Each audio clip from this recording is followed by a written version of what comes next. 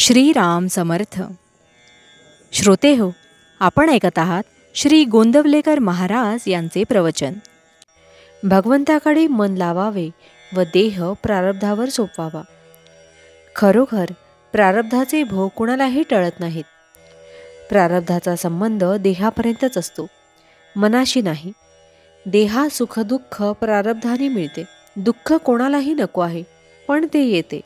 सुखाचेही तसेच आहे. प्रारब्ध म्हणजे कृतकर्माचे फळ. हे चांगले वाईट असू शकते.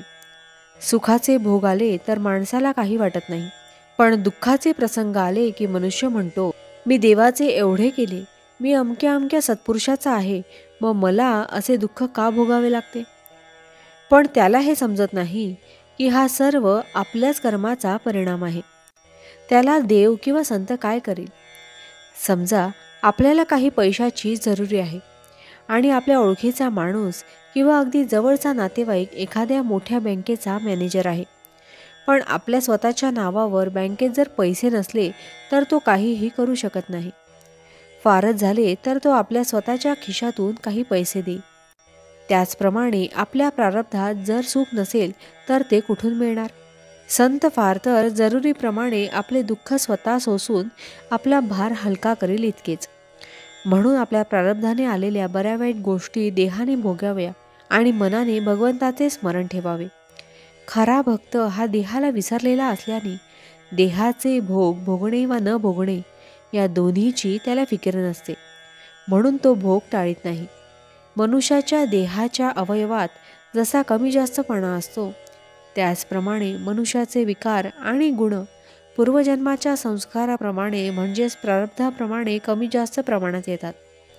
आपल्या देहाला होणारे भोग आपल्या कर्माचेच फळ असते, पण ते अमुक कर्माचे फळ आहे असे कळत नसल्यामुळे आपण त्याला प्रारब्ध असे नाव देतो. जगातल्या घडामोडी जसे चालतात तशाच आपल्या सर्व गोष्टी प्रारब्धाने चालतात. आपल्याला येणाऱ्या आपत्ती आपल्या प्रारब्धाच्या असतात, त्या भगवंताच्या नसतात. त्या पाहुण्यासारख्या असतात. त्या जशा येतात तशा जातात देखील. आपण होऊन त्या आणू नयेत आणि प्रारब्धाने आल्या तर त्यांना घाबरू नये. प्रारब्धाची आणि ग्रहांची गती देहापर्यंतच आहे. मनाने भगवंत भजायला त्याची आडकाठी नाही. जो संतांची किंवा सद्गुरूची आज्ञा पाळतो त्याचे प्रारब्ध हे प्रारब्ध रूपाने राहत नाही. भगवंताच्या अनुसंधानाची सवय लावून घ्यावी, म्हणजे आपण प्रारब्धावर विजय मिळवल्यासारखेच आहे. भावार्थ, भगवंताचा जो झाला त्याला देह प्रारब्धावर टाकता आला. जानकी जीवन स्मरण जय जय राम.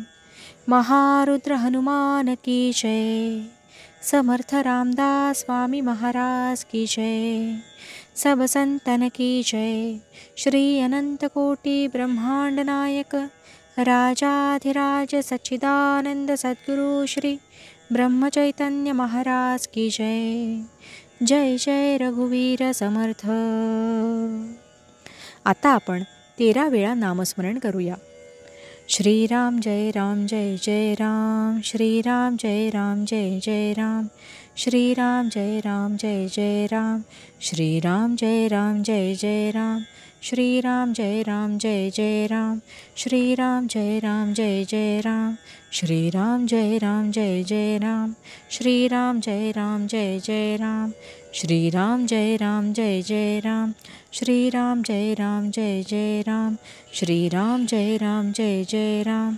श्रीराम जय राम जय जय राम.